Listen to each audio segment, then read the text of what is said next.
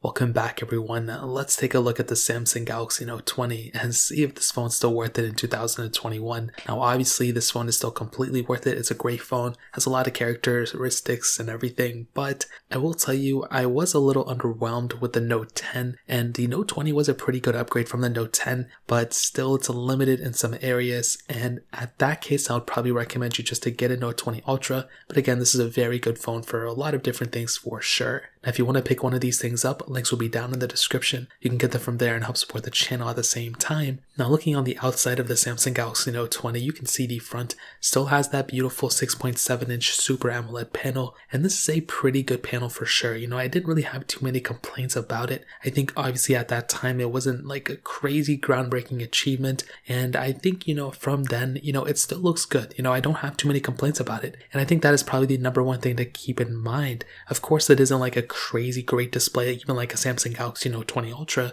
but it's still a pretty good display, and I kind of like it, especially at $750, which is what this phone is going for right now on Amazon, so that's a pretty decent price. Now you do have the USB Type-C port on the bottom, no headphone jack, no microSD card slot either, and that is another pretty big disadvantage of this phone. Like I mentioned, when you buy a phone like this, you want it to be perfect, at least perfect enough, and this phone, I will be honest, it really isn't like that. I mean, I think the Note 10 Plus is kind of a better phone in some areas, considering now it is getting another extra year of software support, but again, what are you going to do? There's nothing you can really do at this point. Now you do have the S Pen also, which is another really cool thing, another characteristic of the whole entire Note series, which is really awesome. Now on the back, you do have that plastic back, which was a very strange thing they did. Again, I don't know why they did this, but they did, and there's nothing we can do about it. I guess a good thing about it, or like a thing that's not really going to be that big of a deal, is that most people are going to throw a case on their phone, so I don't think that's like a crazy big deal. But again, I do think it's kind of annoying, and I think that is something to kind of keep in mind. And then you do have that triple camera setup on the back of this phone too, which we'll go and hit on.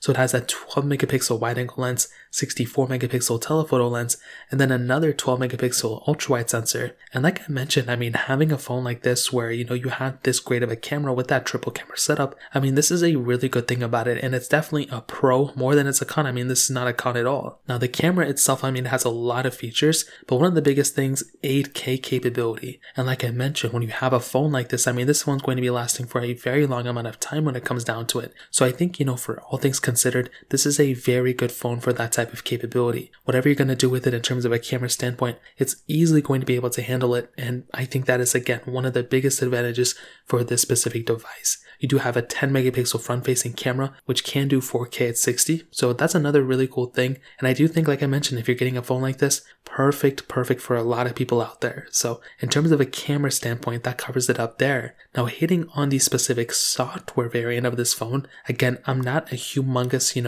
believer, or like I'm not a person who loves One UI, but I am happy with the way Samsung is going with their longevity of their software, so that it is something to keep in mind when you're getting a phone like this. You're going to be getting pretty decent software versions on this specific device. Again, it's not perfect, but you're getting, a long supported phone, and I think that is something to keep in mind, and it has some character to it. Now that doesn't mean this is like the best, performing phone in terms of a software standpoint, because the Pixel series is supposed to take it up a notch too, but it's still pretty decent. And I would tell you, if you want a long supported phone, this is actually not that bad of a, deal in my opinion. Now the battery life on this specific phone, I mean, it has a pretty big size battery, a 4,300 milliamp hour battery at that time. And if you get it used, it may have gone down a little bit, but that's a really decent sized battery for, on this specific device. And like I mentioned, getting a phone like this with that type of capability with this big of a battery is a huge asset for sure. So I think that's another pretty big thing, and you mix in with One UI with the long supported software with this big size battery, I think it's a pretty decent deal in my opinion. So in terms of a battery standpoint, it covers it up there. Now let's go ahead and end it off with the performance.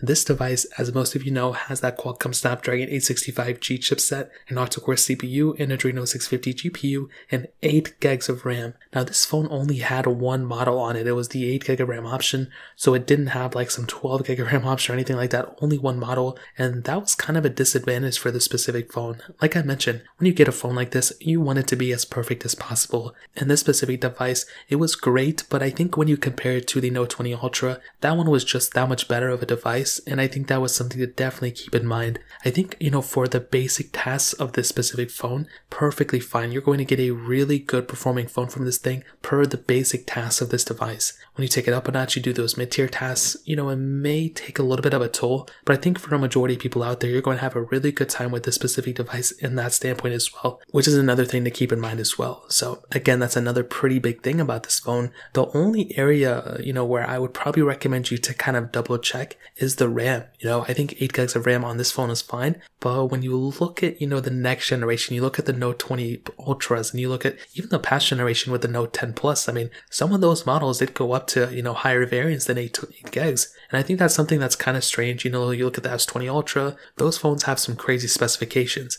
I think this phone is also pretty good, but it could use a little bit of an improvement, and I think that's all I'm saying. So I think when it comes down to the performance standpoint, I think it's a very good performing phone. Obviously, it's still not even a year old yet, but I wish it did take a little bit of a, improvement when it came down to the performance, when it came down to the RAM specifically. I wish it had like a 12 gig of RAM option, because this isn't a bad phone, this isn't a cheap phone, but they really cheaped out in some areas. Other than that, this one is a really good performing phone, and I think it kind of covers up there. So to kind of sum up this video and to answer the question, should you still buy a Samsung Galaxy Note 20 in 2021? Well, in the short answer, yes, this phone is still completely worth it times 100. It's a very good phone. It's a very good performing phone. There's just not that much to hate on it. I think this is a very good phone when it comes down to that. I don't think this phone is perfect though. I think, before I even get to the non-perfect things, I think some highlights, this phone feels very good in the hand. It doesn't feel extremely cheap, even though it has a plastic back. That S Pen is something I really do like. That display is another really big thing that I do like about this phone as well. USB Type-C is another big thing. Samsung DeX,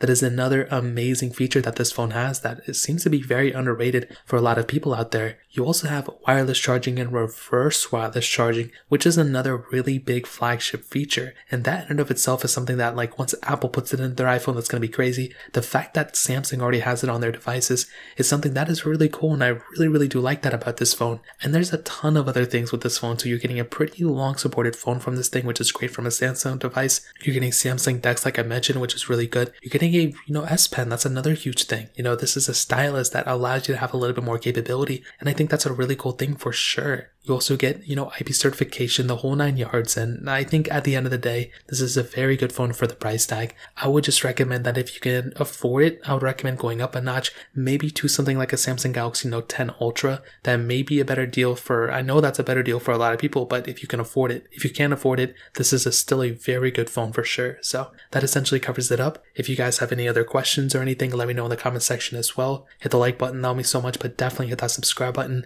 More importantly than everything else, I love every single one of you guys. Hopefully I'll catch you guys in the next video. Peace out till then.